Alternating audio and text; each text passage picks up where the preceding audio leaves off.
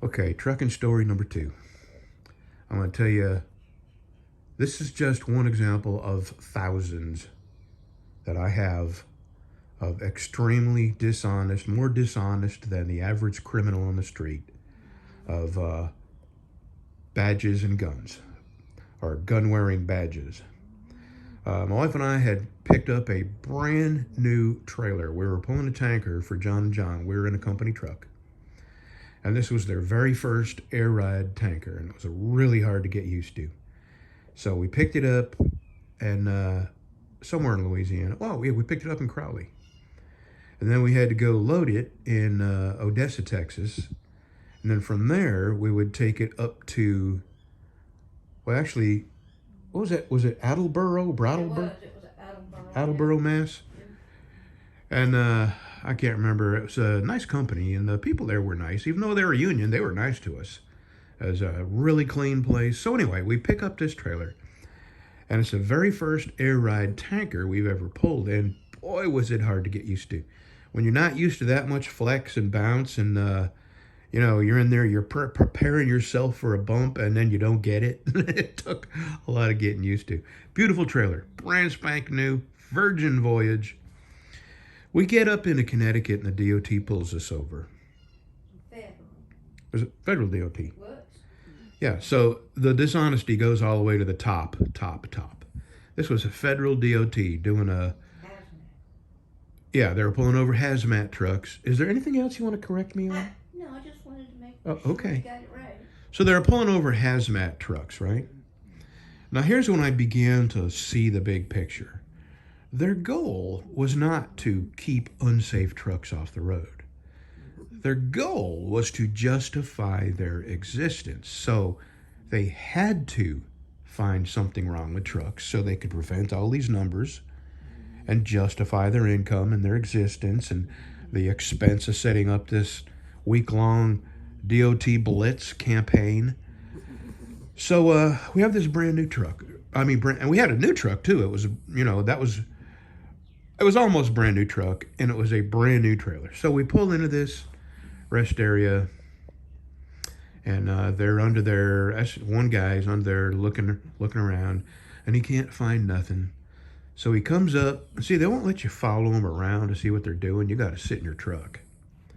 So he comes up there and he says, I found some airlines that were chafed. All your lights are good, your tires are good, your brakes are all adjusted, everything's right, no air leaks.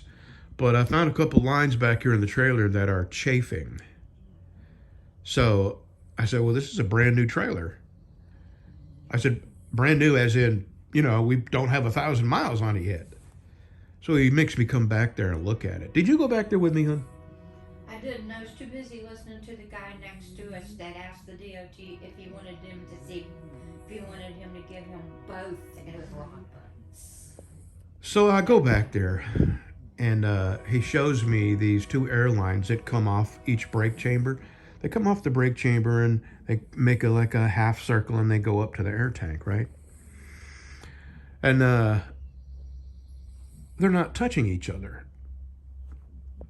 What he had done was take a knife and clip all the zip ties that held these 2 airlines together so they wouldn't rub on each other or bang into each other. And not only that, but they had this thick foam insulation around each airline, and they had those zip tied together. This son of a gun, this dishonest, lying, crooked federal cop had clipped all the zip ties off, took the foam insulation off it, laid it right there where you could see it, and then told me that he was going to write me a ticket for the chafed airlines. There's no chafing on the airlines. And I said as much. I said, you cut all the foam insulation off to prevent chafing. There's no chafing on those airlines. They're brand new. And he looks at me. Now keep in mind, I've already checked this guy out. He's got gold bracelet. He's got a gold necklace. And he's got gold freaking teeth. So he gives me this evil gold tooth grin, and he says, oh, I can find plenty of other stuff. Is that what you want me to do? And that's code for shut up and take this bogus ticket, or I'll write you a whole bunch of tickets.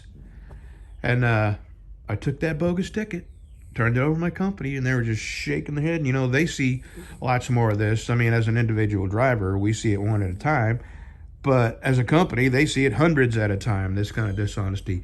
And I got a million examples just like that of crooked, dishonest, lying, badged, gun-wearing people that shouldn't even hold a driver's license, never mind the responsibility to take another human's lives and write tickets.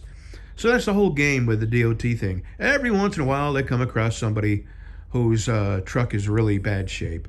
But those are so far and few between because over the years, the fines got so high that nobody in their right mind would put a dangerous truck on the road.